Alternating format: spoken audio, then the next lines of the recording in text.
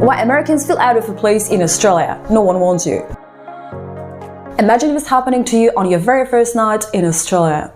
You've just landed in Sydney after a brutal 15 hours flight, completely wrecked but still buzzing with excitement. You check into a cute little Airbnb right near the harbour, using the keypad code they send you. You drag your suitcase inside, kick off your shoes, and finally flop into the bed ready to pass out. When you pull back the covers, something lazy and bright pink is staring right back at you from under the pillow. You freeze. It's a pair of massive granny undies, a big comfy kind of little flowers all over them, and they've clearly seen better days. Your brain does the full system crash. Like, did the last guest just chuck their laundry and run? Or is this some next level Australian welcome gift somebody put on Airbnb?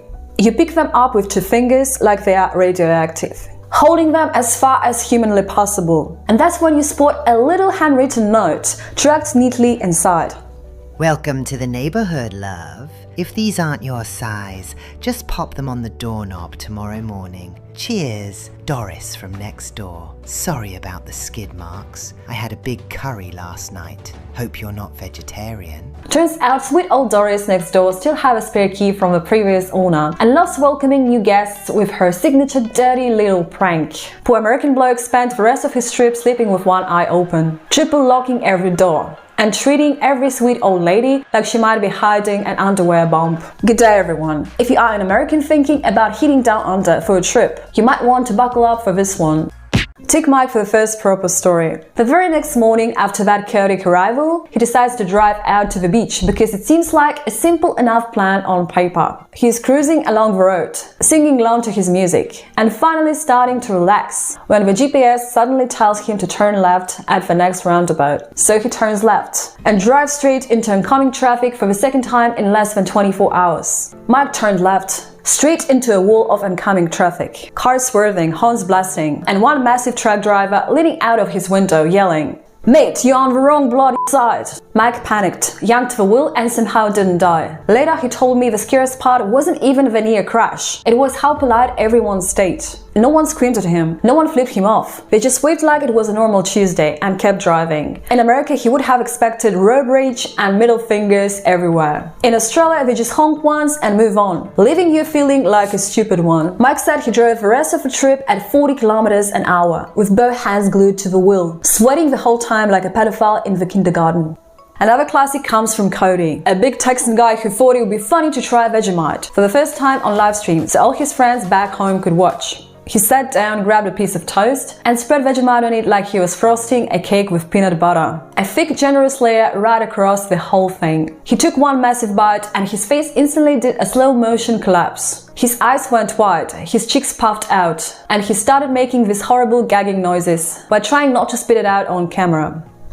His Aussie mate who was filming was laughing so hard he could barely breathe. When he finally calmed down, he explained, "Mate, you're only supposed to use the tiniest little smear with lots of butter, not half a jar like you're building a sandwich." Now let's flip it and hear what Aussies say when they meet Americans. One of my favorite stories comes from Jess, a bartender in Sydney. One busy Friday night, an American family walked in, ordered drinks, and when Jess brought them over, the dad tried to tip her 40% in cash right there on the bar. Jess smiled and said, "No mate, we don't really do tipping here. It's already included." But the guy looked personally offended and kept pushing the money towards her saying, "But you work so hard, you deserve it." He wouldn't take no for any answer and started treating it like some kind of hostage situation. Jess finally laughed and told him, "Look, if you really want to make my night better, maybe just stop calling the whole country the Outback every 5 minutes." Her dad blinked a few times, still holding the cash out like a peace offering. Before he could even answer, this tiny old Aboriginal lady sitting at the end of the bar, probably in her late 70s, suddenly slammed her glass down and called out in strong, gravelly voice, "Outback boy, you Americans really think the whole world is one big postcard, don't you? Beautiful deserts, adventure? Jesus Christ, you lot are fucking ignorant. You couldn't even point Sydney on the map if your life depended on it. Half of you still believe we all ride kangaroos to the shops and wrestle crocodiles for fun. Your geography knowledge is probably so shit you think Australia is somewhere near Hawaii and Europe is just one big country." The American's face went tight. He straightened up, voice rising. "Hey, that's not fair. We have respect for other cultures. And don't talk to me like that. You are just some old lady who sits here all day drinking and smoking on government benefits anyway. What would you know about the real world?" The bar went dead silent. You could hear a pin drop. Auntie Jean stared at him for a long second, then let out a bitter laugh that turned into a cough. Here, fucking girl! Let me tell you something, mate. While your lot was busy shooting each other over land and building malls, my people were looking after this country for 60,000 years without destroying it. I raised 4 kids on my own after my husband died, from the grok your government pushed on us for decades. I worked cleaning offices for 30 years, paid taxes, and yes, I still get a pension because my lungs are fucked from the asbestos they used in the old houses they gave us. So don't you sit here in your expensive shoes and lecture me about benefits, you clueless prick. You came here with your big tits.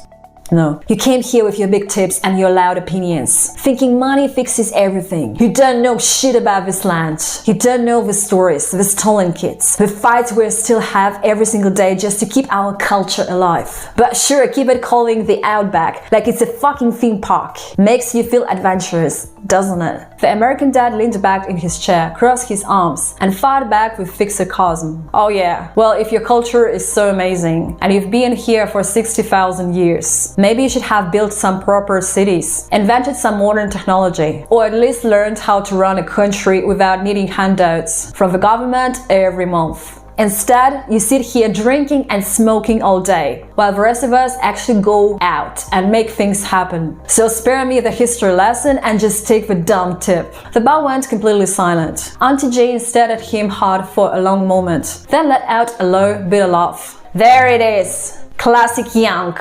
When you run out of the arguments, you just insult the whole race and call us lazy. And what do you think? Who is more right or wrong in this situation? Please share in the comments. Don't forget to subscribe for more real stories, and I'll see you next week. And that's when you sport a little handwritten note. Fuck off.